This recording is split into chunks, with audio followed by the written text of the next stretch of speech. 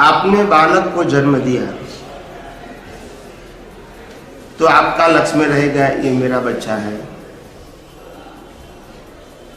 और जब मेरा बच्चा है तो मेरा के साथ जुड़ा हुआ जो प्रेम होता है, अवेयरनेस होती है, जागृति होती है, रिस्पॉन्सिबिलिटी होती है, वो उनके साथ इनबिल्ट हो जाती है। क्या हो जाती है? बस। तो ये बच्चे का अनुभव हो गया। बच्चा तो बच्चा है, तुम अलग है, बच्चा अलग है, मगर बच्चे का अनुभव कैसे हो गया? बिलीफ से, दृष्टि से अनुभव है, दृष्टि से, क्रिया से नहीं। क्रिया से नहीं। ऐसे आत्मा का अनुभव भी दृष्टि से है, क्रिया से नहीं है। वो तो ये उपयोग हो रहे हैं ना, वही अनुभव है। ये तो उपयोग हो रहे हैं ना आत्मा, ये बिना उपयोग अनुभव नहीं होता है। नहीं होता है। हाँ। आपको, आप अभी जागते हैं और घर में 8-10 लोग हैं, रात का समय है, सब सो गए और आप रात को जागे और पानी पी के सो रहे, उस समय आपने बड़ा सर्प देखा घर के अंदर, तो फिर क्या होगा? हैं? मगर बाकी सब सो गए, उसको क्या होगा? नहीं। क्यों? उनके लिए सर्प नहीं है, तो फिर भी उसको नहीं होता है। अवेयरनेस नहीं है। Without awareness, no experience. If the things are existence there, but awareness is not there, there is no experience. अगर चीज नहीं है फिर भी अवेयरनेस है तो अनुभव है। जैसे आप यहाँ बैठे हैं, आप यहाँ बैठे हैं और आपका ध्यान घर पे चला गया, तो बैठे यहाँ है मगर ध्यान चला गया, तो अनुभव किसका होगा? घर का होगा। घर में क्या हो रहा है? वो लड़की आई है, लड़का आया है, अभी चाय पी रहा होगा, खाना खा रहा होगा, दोनों झगड़ते होंगे, ऐसा अटेंशन वहाँ रहता है। आप समझे? क्योंकि चित्त वहाँ है, your focus, your awareness is there, experience is there. आप समझे? ऐसे ज्ञानी ने कहा अगर आपका उपयोग मन वचन काया और 5 इंद्रियों से दिखाती हुई दुनिया के अंदर आपकी अवेयरनेस है तो वो रिलेटिव सत्य का अनुभव है, और ये सब कुछ होते हुए भी आपकी दृष्टि का फोकस आत्मा में है तो आत्मा का अनुभव है। संसार होते हुए भी संसार का अनुभव नहीं है क्योंकि फोकस यहाँ नहीं, यहाँ है। तो it is a matter of उपयोग, अवेयरनेस। समझ में आया? तो बिना जागृति तो उपयोग भी नहीं रहेगा, तो जैसे जागृति वैसा उपयोग। तो उपयोग के अंदर अनुभव है, क्रिया के अंदर नहीं है। तो जागृति प्रतिष्ठित आत्मा को रहती है, उसको ही रहेगी, दोनों होते हैं। डिस्चार्ज प्रतिष्ठित आत्मा को अवस्था का अनुभूति होता है, और चार्ज प्रतिष्ठित आत्मा को ज्ञान दर्शन का उपयोग करने की अनुभूति होती है। जैसा ज्ञान दर्शन का उपयोग करेंगे वैसा उनका अनुभूति और पुरुषार्थ रहेगा। और डिस्चार्ज वाले भाग का ये डिस्चार्ज का अनुभव रहेगा। मैंने खाना खाया, ये किया, वो किया, वो किया, वो नहीं किया, ये उन्होंने किया, ये मेरा है, तेरा है, ये बता सब अनुभव डिस्चार्ज वाले से होता है। मगर चार्ज वाला उनमें जुड़ जाता है तो वो डिस्चार्ज लाइव हो जाता है। क्या हो जाता है? समझ में आया?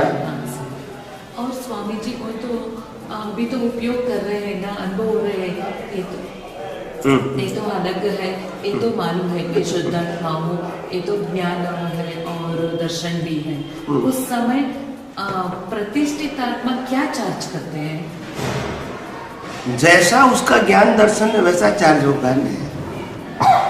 जैसा ज्ञान दर्शन ऐसा उसको मोह होगा, ऐसा उसको ज्ञान और दर्शन का आवरण लगेगा, और ऐसा कर्म चार्ज होगा। तो नेक्स्ट बर्थ में क्या होगा? डिस्चार्ज। अभी तो ज्ञान का उपयोग हो गए तो तब तो ज्ञान का उपयोग होता है ना, भाई शुद्धात्मा हो, ये तो व्यवस्थित शक्ति है, माने कुदरत की रचना है। वो उस समय तो क्या चार्ज होगा प्रतिष्ठित आत्मा को? शुद्धात्मा का ही चार्ज होगा। अभी चार्ज तो होगा अभी आपका जो पुरुषार्थ सही रास्ते पर चलता है तो आपका पुरुषार्थ में चार्ज क्या होगा? मोक्ष मार्ग के लिए लायक और सहायक संजोगों की प्राप्ति। पुरुषार्थ का रिजल्ट आता है, स्वभाव का रिजल्ट नहीं आता है। तो पुरुषार्थ है ना, मैं शुद्धात्मा में रहता हूँ, मेरे को कुदरती रचना समझना है, ये पुरुषार्थ है, तो इसका फल आएगा। और जब आत्मा के अंदर स्वभाव आएगा, यानी अज्ञान खत्म हो जाएगा, तो फिर स्वभाव रहेगा, फिर पुरुषार्थ नहीं रहेगा, तो कर्म बंधन भी नहीं होगा और फल भी, यानी जन्म मरण की साइकिल बंद हो जाती है। कुदरत का कानून एक ही बात कहता है कि ये रुमाल भले तुमने पैसे से खरीदा है, मगर तुम मालिक नहीं हो सकते हो, क्योंकि ये कॉटन मेरा है, कुदरत कहती है, और उसका पैसा कुदरत को नहीं दिया है। दिया है? नहीं दिया है। आप समझे? मगर कॉटन तो कुदरत का है। खेडूत खुद कॉटन बना सकते हैं? नहीं है। खेडूत कॉटन बनाने का प्रयास कर सकते हैं, मगर हवा, पानी, जमीन, धरती का रसकस, ये सब किसका है? अगर वो नहीं है तो बनेगा? खेडूत कितनी मेहनत करेंगी, मगर पानी नहीं है तो, हवा नहीं है तो, अग्नि नहीं है तो, मिट्टी क्वालिटी वाली नहीं है तो ये सब किसका है? तो कुदरत एक ही बात कहती है, जन्म से मौत तक आपको जो कुछ चीज मिलती है, वस्तु के रूप में या व्यक्ति के रूप में, ये सब की ओनरशिप परमानेंटली मेरी है। क्या बताया? परमानेंटली ओनरशिप मेरी है। और यू आर द, आपको अगर ये मिलता है तो यू आर टेम्पररी यूजर। क्या बोलते हैं? मगर ओनर नहीं, यूजर। या आपने नैपकिन खरीदा है तो आप मालिक नहीं है, यूजर है। और खरीदा है तो आप भी यूज कर सकते हैं, परिवार के लोग भी यूज कर सकते हैं, गेस्ट भी यूज कर सकते हैं, पड़ोसी भी यूज कर सकते हैं। और फिर बाद में 2-4 साल के बाद ये टूटा फूटा कहाँ चला जाएगा? धरती में चला जाएगा। वहां से ही निकला और वहां तो परमानेंट ओनर कौन है?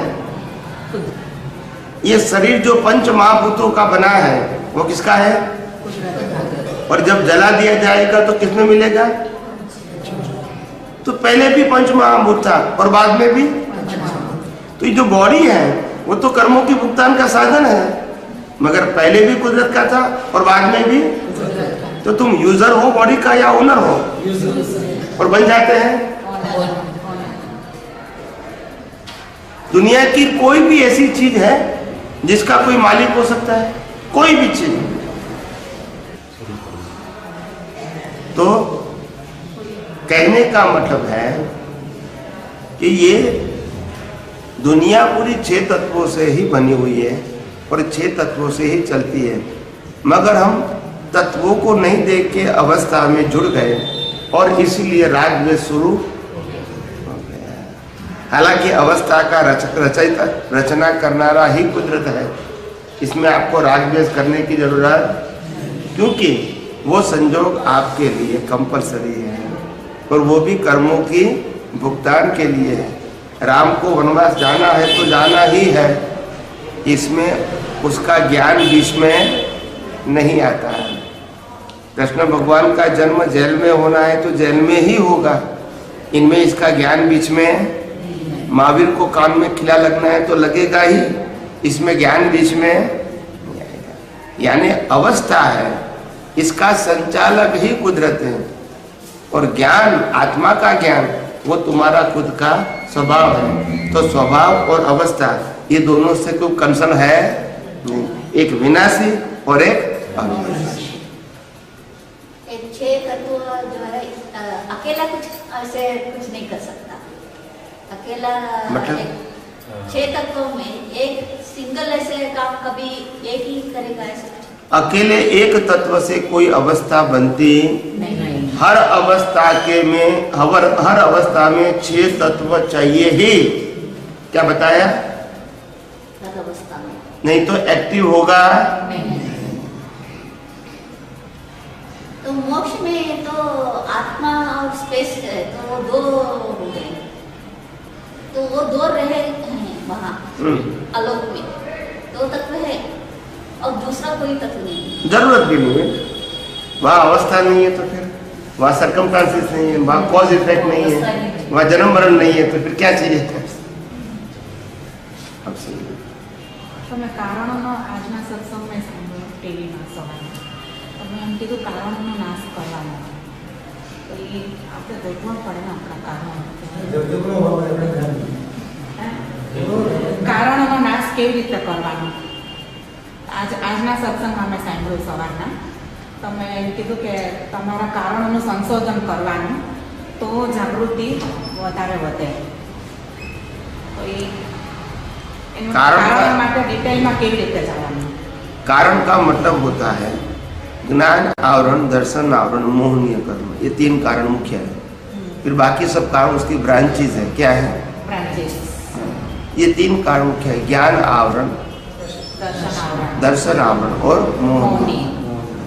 ज्ञान आवरण का मतलब है कोई भी अवस्था में खुद की पहचान नहीं होना, ये पहला ज्ञान आवरण है। दर्शन आवरण का मतलब होता है दुनिया का सनातन सत्य समझ में नहीं आना, ये दूसरा दर्शन आवरण है। और मोहनीय कर्म का मतलब होता है पांच इंद्रियों से अनुभव में आती हुई दुनिया में सुख है ऐसा मानना, वो मोहनीय कर्म है। ये तीनों के सहाय से नए कर्म यानी कारण बनते हैं। समझ में आया? तो इस प्रकार से ये कर्म है, वो कर्म का सिद्धांत काम करता है। फिर भुगतान के लिए कर्म चार्ज हुआ तो वो आपका पुरुषार्थ है, डिस्चार्ज कुदरत करेगी, वो भी तत्वों के सहयोग से। टाइम एनो आवे त्यारे आवे छे, संजोगो भेगा थईने फळ आपे। ऐसे ये दुनिया चलती है। ये दुनिया में कोई भी अवस्था परमानेंट हो सकती नहीं है। Only elements are permanent and the circumstances are always temporary. और टेम्पररी का संचालन कुदरत करते हैं, इसीलिए उसमें डीप में जाने की जरूरत नहीं है। मगर उसके साथ साथ उसका कारण जानो कि ये संजोग क्यों बना है। उस कारण को नाश करोगे तो ये कार्य नहीं होगा। कार्य को परिवर्तन कर सकते हैं नहीं, मगर कारण को बदल सकते हैं, जिसका रिजल्ट नेक्स्ट बर्थ में आने वाला है। अभी जो कार्य कर रहे हैं उसका तो आपने बीज डाल दिए हैं, तो भुगतान कंपलसरी है, इसमें परिवर्तन नहीं होता। मगर अगर आपको करना है तो बीज में करो तो अपने आप फल में आएगा। समझ आए? तो कारण में तो मैं ये शरीर और जो मन कॉम्प्लेक्स है उसको मैं समझी हूँ, यही कारण है। पूरा शरीर ही मैं हूँ, वो पहला सबसे बड़ा अज्ञान है। शरीर ही मैं हूँ, हालांकि है कुदरत ने बनाया हुआ, हार्डवेयर सॉफ्टवेयर सब उसका है। दूसरा है कारण अज्ञानता का, मैं इसको चलाता हूँ। कुदरत कहती है तुम्हारे पास तो श्वास लेने की भी स्वतंत्र शक्ति नहीं है, तुम क्या चलाओगे इसको। तीसरा कारण अज्ञानता का कि मन वचन काया से जो भुगतान होता है वो मेरे को होता है, ये तीसरी अज्ञानता है। ये तीनों अज्ञानता के साथ नया कारण चार्ज होता है। अगर ये तीनों अज्ञान निकल जाएगा तो धीरे धीरे नए कारण चार्ज नहीं। आप समझिए कि नहीं समझ में आता है? थोड़ा थोड़ा धीरे धीरे बोलिए। कृष्ण भगवान ने अर्जुन को दृष्टि दिया बोलते हैं, तो कोई ज्ञानी ऐसी दृष्टि दे सकते हैं? ऐसे दृष्टि तो दे सकते हैं, अनुभव नहीं दे सकते। उपयोग वो नहीं करना है, वो दृष्टि को उपयोग खुद करना है। अनुभव नहीं दे सकते, दृष्टि दे सकते हैं। दृष्टि का मतलब होता है समझ कहो, पाठ कहो, विजन कहो, अंडरस्टैंडिंग कहो, जो भी कहो वो दे सकते हैं। एक्सपीरियंस नहीं दे सकते। अनुभव तो खुद को ही करना पड़ेगा, अनुभव नहीं दे सकते। रास्ता तो दिखा सकते हैं और रास्ता में चलने की दृष्टि भी दे सकते हैं, मगर चलना तो आपको ही पड़ेगा। और ये अनुभव एक ही होगा, अनंतता के अनुभव है ज्ञानी पुरुष को, एक ही अनुभव है सभी का, सार्वत्रिक अनुभव होता है ना, ये अनुभव बोलते हैं सबको एक ही होते हैं ना। फाइनल एक्सपीरियंस सबको एक होता है। फाइनल फाइनल एक्सपीरियंस सबको, अवस्था का एक्सपीरियंस सबको अलग अलग होता है। अवस्था का, बट जो फाइनल एक्सपीरियंस है वो सबका क्या है? कैसे समझ में हैं? फाइनल एक्सपीरियंस के लिए वो कैसे समझ फाइनल एक्सपीरियंस फाइनल एक्सपीरियंस होगा तब तो अज्ञान रहेगा ही नहीं। केवल ज्ञान तो फाइनल, इसमें फिर अज्ञान होता है और पुरुषार्थ भी होता है नहीं, सिर्फ स्वभाव। अभी तो दृष्टि से हमें क्या है अनुभव शुरू किए है ना, दृष्टि से अनुभव शुरू किए। मैं शुद्धात्मा हूँ, ये कुदरत की रचना से चल रहे, ऐसे उपयोग कर रहे हैं। ये अनुभव सबको एक ही होते हैं या फाइनल ही एक ही होते हैं? फाइनल, ये तो अलग अलग होता है। अभी तो क्या है, level of your understanding, level of your application, level of your interest, इसके आधार से अनुभव की कैटेगरी भी क्या होती है। सब बोलते हैं कि मैं शुद्धात्मा हूँ, शुद्धात्मा हूँ, शब्द एक ही बोलेंगे, अनुभव सबका अलग अलग होगा। समय में